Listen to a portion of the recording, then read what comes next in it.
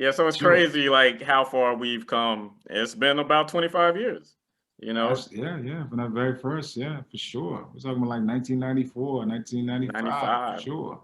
And Long time. we're both still involved in the industry Absolutely. in various capacities.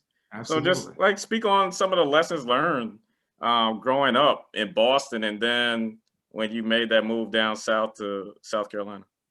Well, my mother's originally from Beaufort, South Carolina. I was born in Boston, but I mean, Beaufort's home.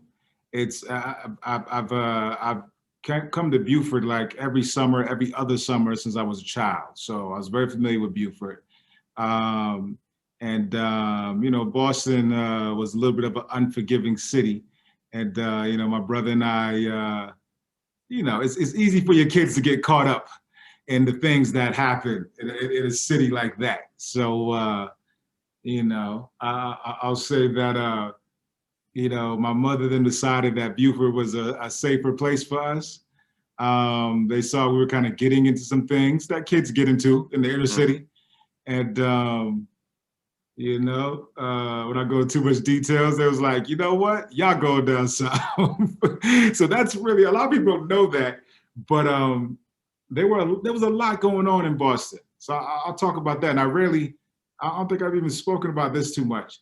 Um, from police harassment, all right, and we're talking about back in the '90s. So if people might look at Black Lives Matter movement, and I'm like, I remember when my brother was 10 and going to the video store and police hopped out and pulled guns on him. You Wow. know, yeah, I remember that, and it's all because he had on a Champion hoodie. Hmm. So, my mother and them had the idea that, well, we can't wear Champion hoodies anymore because it's like they're looking at kids with hoodies. Think about Trayvon Martin, right? Right. So that was going on. And of course, other things, there were a lot of different colors in our neighborhood, if you know what I mean. Hmm. So my mom she decided after one last run-in with being harassed by the police, they decided that y'all boys are going to Beaufort. And, at first, being pulled out of our environment, we were a little upset, like, wow, you know, um, and a little frustrated about it. But I genuinely say that it saved our lives. I can say that now. It did save our lives. It put us on a different path. Beaufort is where I always loved music, Hmm. but moving down to Beaufort, my brother had a little studio set up. My oldest brother had a studio set up, and that's where I was like, well, man, I got pulled out of my situations in Boston, pulled away from my initial friends.